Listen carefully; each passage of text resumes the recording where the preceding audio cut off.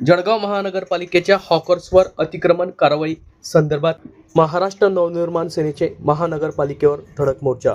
महानगरपालिकेचे अतिक्रमण विभाग कारवाई संदर्भात मराठी आणि परप्रांतीय भेदभाव करीत असल्याचा महाराष्ट्र नवनिर्माण सेनेने आरोप केला असून परप्रांतीय विक्रेत्यांकडून रस्त्यावर होणाऱ्या अतिक्रमणावर महानगरपालिकेच्या अतिक्रमण पथकाकडून त्याकडे दुर्लक्ष केले जात असल्याचा आरोप महाराष्ट्र नवनिर्माण सेनेने केला आहे। अतिक्रमण हटवण्याच्या कारवाईत दुहेरी निकष लावले जात आहेत का असा सवाल उपस्थित करत महाराष्ट्र नवनिर्माण सेनेची प्रशासनाच्या भूमिकेवर यावेळी मनसेने नाराजी व्यक्त केली आहे। स्थानिक मराठी तरुणांसाठी स्वतंत्र व सुसज्ज हॉकर झोन उभारण्याची महाराष्ट्र नवनिर्माण सेनेने निवेदनाद्वारे ठोस मागणी केली आहे। मागण्यांकडे दुर्लक्ष केल्यास महाराष्ट्र नवनिर्माण सेनेने तीव्र आंदोलन छेडण्याचा इशारा यावेळी दिला आहे। यावेळी आयुक्त यांना विविध मागण्यांचे निवेदन देण्यात आले। या संदर्भात महाराष्ट्र नवनिर्माण सेनेचे जिल्हाध्यक्ष ॲडव्होकेट जमील देशपांडे, महानगराध्यक्ष श्रीकृष्ण मेंगडे यांनी याबाबत आज दिनांक 9 एप्रिल रोजी दुपारी 4 वाजता माहिती दिली आहे।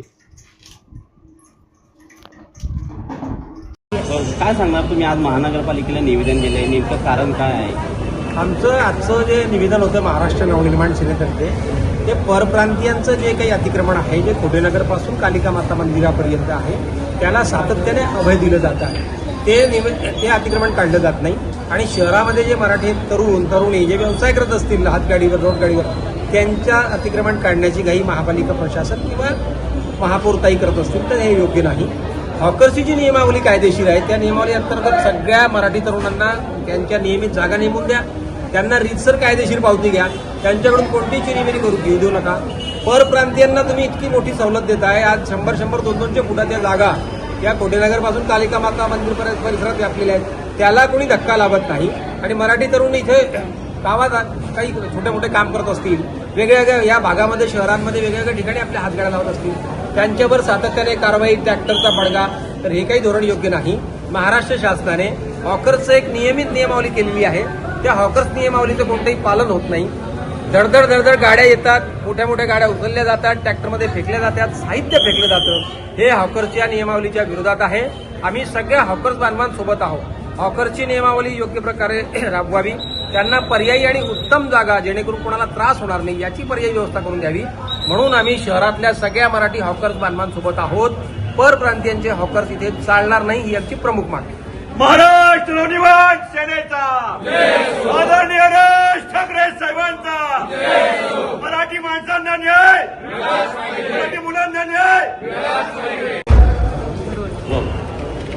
एक मिनिट मी सांगा, काय सांगणार? महापौरताई यांनी अतिक्रमणावरती जास्त भर दिलेला आहे, तर सर्वीकडे कथित चालले की जळगाव शहरात जे अतिक्रमण काढण्यात येते ते हटवलं जाणार आहे, त्याला कोणी माफ म्हणजे ते काही केले जाणार?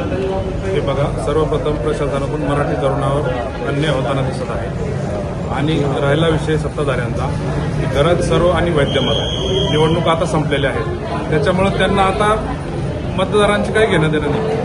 आता जेवढ्या अतिक्रमण जळगावात झालंय, जळगावपेक्षा जास्त अतिक्रमण महाराष्ट्रात कुठं नाही, हा महाराष्ट्राचा सर्वे।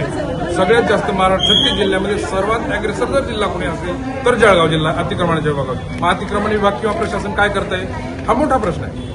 तुमची भूमिका काय राहणार? आमची भूमिका अशी आहे तर अतिक्रमण सगळं निघलं पाहिजे, टोटल जळगावमध्ये कुठल्याही कान्याकोपऱ्यामध्ये अतिक्रमण दिसलं नाही।